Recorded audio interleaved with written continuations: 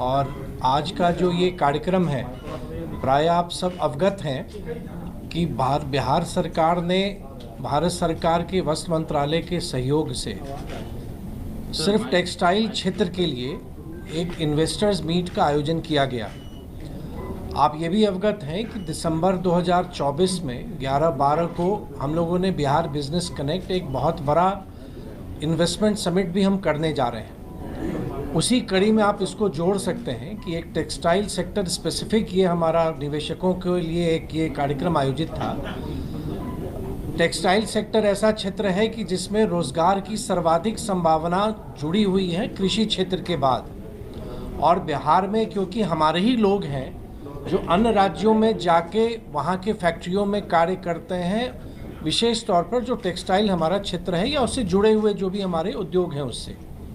तो कल से यहाँ पर क्योंकि निवेशक जो हम आए यहाँ पर उनके साथ लगातार हम लोग की बात होती रही, 100 से अधिक विभिन्न राज्यों से भी आप कह सकते हैं, दक्षिण भारत से भी आए हैं लोग, दिल्ली से आए हैं, मुंबई से आए हैं, देश के विभिन्न हिस्सों से प्रभावशाली लोग जो बिहार में काम करने में इच्छा भी रख रहे हैं। कुछ ने अपना काम शुरू भी किया है, कुछ कार्य करने जा रहे हैं। बहुत लोग ऐसे भी हैं जो प्रथम बार बिहार आए हैं। बिहार सरकार ने अपनी नीतियों के बारे में बताया।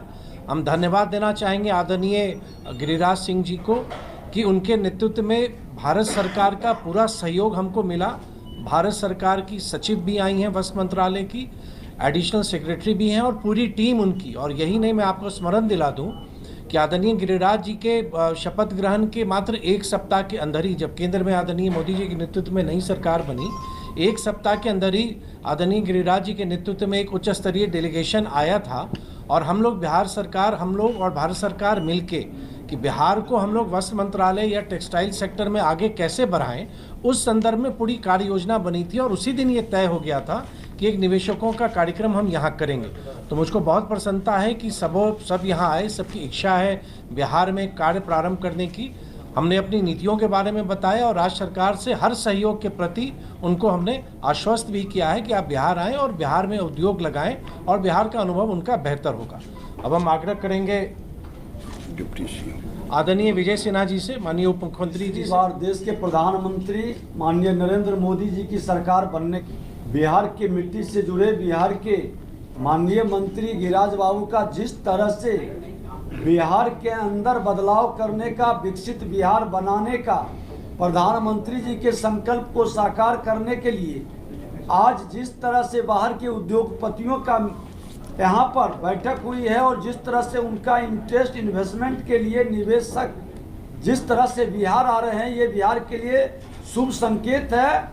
और मुझे पूरा विश्वास है कि बिहार इतना बड़ा मार्केट है और बिहार के अंदर स्किल्ड लेबर, वाटर, पावर सभी मौजूद है।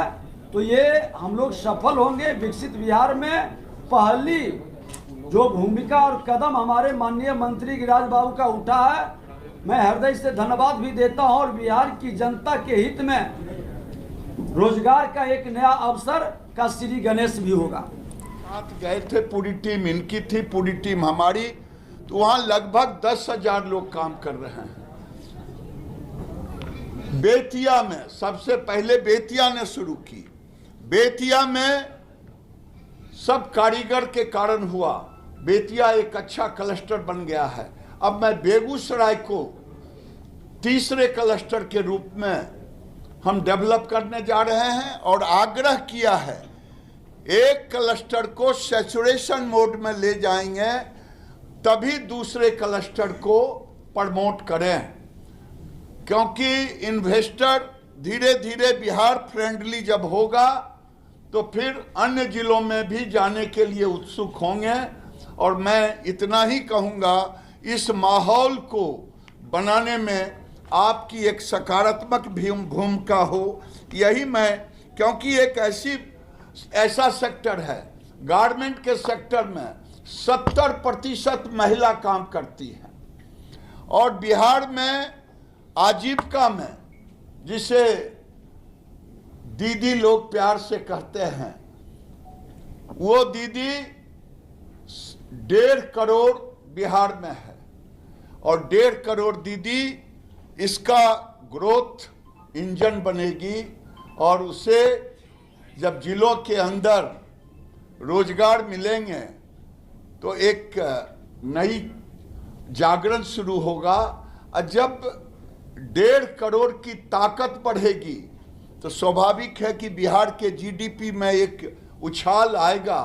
जिसने बिहार को दूसरे रूप में देखा है, आज बिहार एक अलग रूप में माननीय नीतीश मिश्रा की टीम के साथ, माननीय डिप्टी सीएम के सरकार के साथ ये नई ऊर्जा के साथ जाने वाला है।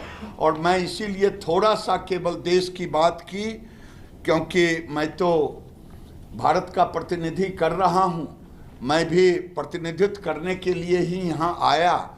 अंत में इतना कहूँगा, भारत सरकार जितनी मांगे इन्होंने रखा था पिछली बार, सारी मांगों को मांग लिया है।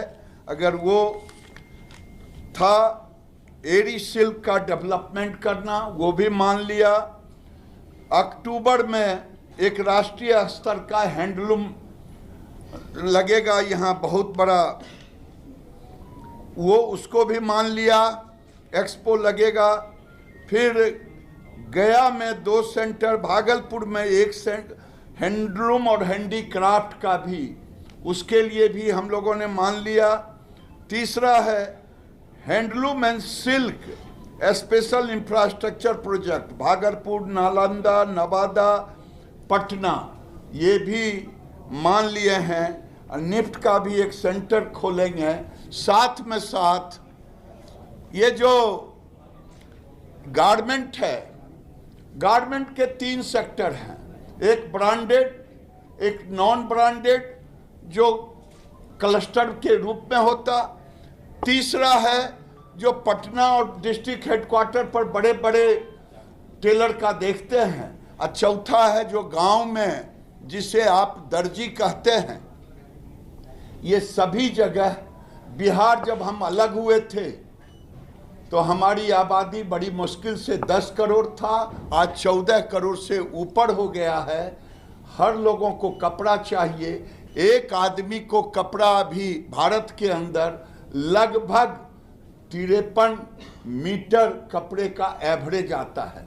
मान लिया जाए विजय बाबू के पास 100 सेट कुर्ता पैजामा होगा तो किसी के पास 2 सेट होगा, तो एवरेज उसी में निकलता है। और ये आने वाले दिन में बिहार एक डोमेस्टिक मार्केट भी है। बिहार की सरकार ने आज ही घोषणा की है जो स्कूल ड्रेस 400 करोड़ रुपए का है, ये यहीं के लोग बनाएंगे, यही सेक्टर बनाएंगे। बहुत बहुत धन्यवाद। आप मिक्स कर रहे हैं। मैं ऐसे डपोर संखी के बात का जवाब नहीं देता। मैं कहता हूं वो आकर के विजय बाबू से बहस कर ले कि 5 विभाग उनके जिम्मे रहा, 5 विभाग में कितना रोजगार दिया, ये विजय बाबू ने पूछा है और इसका जवाब वो दे लें। डपोर संखी, माल महाराज का मिर्जा खेले होली, नीतीश कुमार ने रोजगार दिया और मैं ही हूं। एक झूठ को 100 बार बोल करके गोवेल्स की थ्योरी ना लाएं। बिहार को विशेष राज्य का दर्जा कब तक मिलेगा सर? बिहार विकसित राज्य बनेगा, इसमें कहीं दो मत नहीं है। भारत सरकार जैसे 1.25 लाख करोड़ का पैकेज दिया था, आने वाले दिन में हर सेक्टर में बिहार